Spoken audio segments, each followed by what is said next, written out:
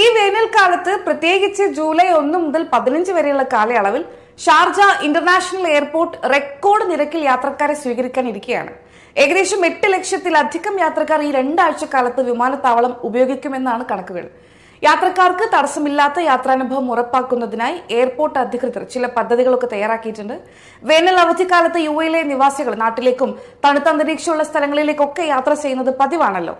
ഇറാനും ഇസ്രയേലും തമ്മിലുള്ള സംഘർഷങ്ങൾ കാരണം ചില യാത്രകളൊക്കെ തടസ്സപ്പെട്ടിരുന്നെങ്കിലും ഇപ്പോൾ സ്ഥിതി ശാന്തമായതിനാൽ സുരക്ഷാ മാർഗനിർദ്ദേശങ്ങൾ പാലിച്ച് യാത്രകൾ പുനരാരംഭിച്ചിട്ടുണ്ട്.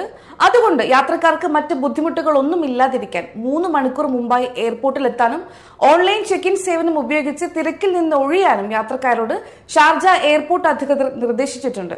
അതുപോലെ വിമാനത്തിന്റെ സമയങ്ങളെക്കുറിച്ചും മറ്റ് അപ്ഡേറ്റുകളെ കുറിച്ചൊക്കെയുള്ള വിവരങ്ങൾക്കായി യാത്രക്കാർ അതത് എയർലൈനുകളുമായി മുൻകൂട്ടി ബന്ധപ്പെടണമെന്നും ഒപ്പം തന്നെ ഷാർജ വിമാനത്താവളത്തിൽ ഷോർട്ട് ടേം പാർക്കിംഗ് സൗകര്യങ്ങൾ ലഭ്യമാണ്. അറിയാലോ, QR കോഡ് സ്കാൻ ചെയ്ത് മൊബൈൽ ആപ്പ് ഇല്ലാതെ തന്നെ പണം അടയ്ക്കാനുള്ള സൗകര്യവുമുണ്ട്. തിരക്കേറിയ സമയങ്ങളിൽ പാർക്കിങ്ങിന് കൂടുതൽ സമയമെടുക്കാൻ സാധ്യതയുണ്ട്. അത് ഒഴിവാക്കാൻ എല്ലാം നേരത്തെ തന്നെ പ്ലാൻ ചെയ്ത് ചെയ്യാനും അധികൃതർ നിർദ്ദേശിച്ചിട്ടുണ്ട്.